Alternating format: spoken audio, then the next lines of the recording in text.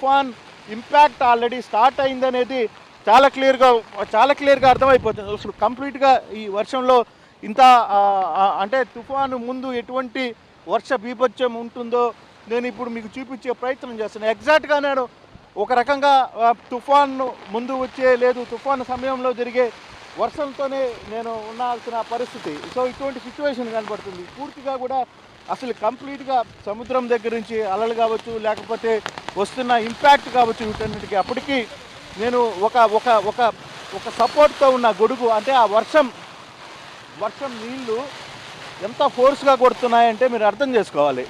ఈ గొడుగుని కూడా దాటుకొని అసలుకి ఏదో ఒక రాళ్ళతో కొట్టినట్టుగా అంత వేగంగా వర్షపు చినుకులు ఇక్కడ పడుతున్న పరిస్థితి అయితే మనకి కనపడుతుంది. అంత వర్షం అంత స్పీడ్గా వర్షం కూడా పడతా ఉన్న పరిస్థితి. ఒకవైపు సముద్రం చూసుకుంటే పెద్ద ఎత్తున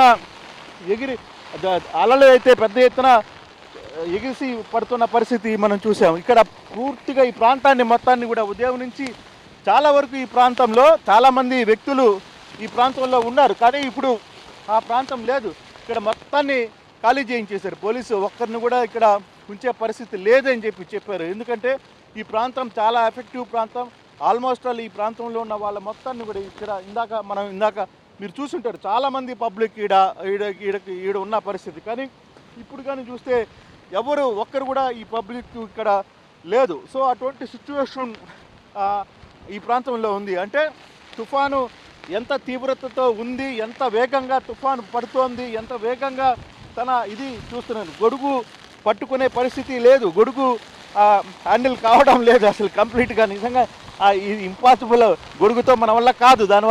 దానికంటే కూడా తడవడమే మేలు అనిపిస్తుంది. దాన్ని హ్యాండిల్ చేయడం కూడా చాలా కష్టంగా ఉన్న పరిస్థితి. సో ఇటువంటి సిచ్యువేషన్, అటువంటి పరిస్థితి మనకి కాకినాడ ప్రాంతంలో కనబడుతుంది. సేమ్ ఇంకా ఆల్మోస్ట్ ఆల్ తుఫాను ముందు ఏ విధంగా ఉంటుందో అటువంటి పరిస్థితులే కనపడుతున్నాయి. ఇక్కడ నిలబడడానికి కూడా వీలు లేని పరిస్థితి కనపడుతుంది సచిన్.